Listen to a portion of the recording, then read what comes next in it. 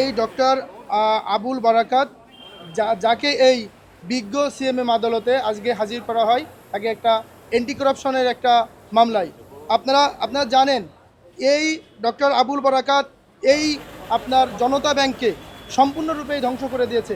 আপনারা মামলার রেকর্ড ঘেটে মামলার রেকর্ড পড়ে আমরা যেটা দেখলাম, মিথ্যা, বানোয়াট, ভিত্তিহীনভাবে সে ভবন স্থাপনা এবং কলকারখানা না থাকা সত্ত্বেও সেরকম একটা অদৃশ্য সাদৃশ্য দেখিয়ে এবং একটা ভুয়া একটা আপনার ব্যাংক থেকে এই টাকা লুট করেছে।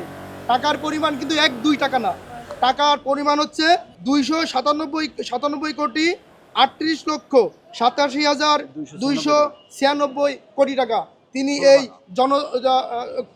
তিনি এই জনতা ব্যাংক থেকে আপনার লুটপাট করেছেন। এক অর্থে প্রতারণার মাধ্যমে মিথ্যা, বানোয়াট এবং ভিত্তিহীন একটা স্থাপনা কলকারখানা যার কোনো বাস্তবে কোনো অস্তিত্ব নাই, সেটা সে প্রতারণার মাধ্যমে করে দেখিয়ে এই টাকাগুলো সে আত্মসাৎ করেছেন। আমরা বিজ্ঞ আদালতে আমরা যারা প্রসিকিউশন টিম ছিলাম এবং রাষ্ট্রপক্ষে ছিলাম এবং দুদকের আইনজীবীও ছিল আমাদের সঙ্গে, আমরা বিজ্ঞ আদালতকে বোঝাতে সক্ষম হয়েছি, মাননীয় আদালত, যে সাবেক ফ্যাসিস্ট শেখ হাসিনার আমল থেকে শেয়ার বাজার, ব্যাংক যারা লুট করেছে তাদের সে একজন অন্যতম দোসর।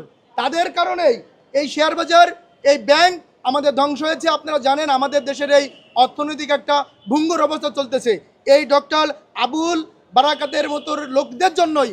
আমাদের এই বাংলাদেশের যে ব্যবসা বাণিজ্য, যে অর্থনীতি, সে অর্থনীতি তাদের জন্যই ধ্বংসের দ্বার প্রান্তে।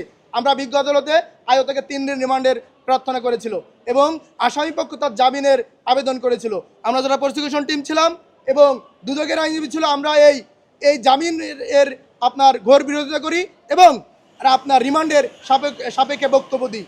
এবং আদালত এটা একটা, আপনারা জানেন যে অ্যান্টি করাপশনের যে মামলাটা বিজ্ঞ সিএমএম আদালতের, তার শোনার কোনো এখতিয়ার নাই, শুধুমাত্র তিনি তাকে সোনারেশ দেখিয়ে তাকে কারাগারে CW বলে কারাগারে প্রেরণ করেছেন। 3টা পিটিশন দিয়েছি, একটা জামিনের প্রেয়ার দিয়েছি, একটা রিমান্ড যেন নামঞ্জুর করে এই জন্য প্রেয়ার দিয়েছি, আর একটা ওনাকে যেন ডিভিশন দেওয়া হয়। উনি মুক্তিযোদ্ধা এবং ওনার বয়স 71 বছর।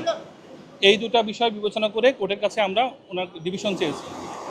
যেহেতু উভয় পক্ষের মধ্যে শুনানি হওয়ার পরে কোর্ট তার নিজের শুনানি করার এখতিয়ার নেই, এই কারণে কোর্ট এটাকে স্পেশাল কোর্টে পাঠিয়ে দিয়েছে। স্পেশাল কোর্টে পাঠিয়েছে। এই যে মামলাটা, এই মামলাটার আইনি ভিত্তি কি আপনার কাছে কি মনে হয়? এখন এইটা কিন্তু একটা সেটেলড ইস্যু। 2022 সালে ইতিমধ্যে উনি দুদক থেকে তদন্ত করে ওনাকে অব্যাহতি দেওয়া হয়েছে সেম ইস্যুতে, এবং এই সব কিছু সেম। আপনি তো নতুন করে কোনো মামলা যদি আমার এই ইস্যুতে আনতে চান, তাহলে আপনাকে কোনো একটা ডিফারেন্সিয়েট দেখাতে হবে, কিন্তু আপনি একটা সেম গল্প, সেম FIR, সব কিছু সেম দিয়ে আবার নতুন করে মামলা করা হয়েছে।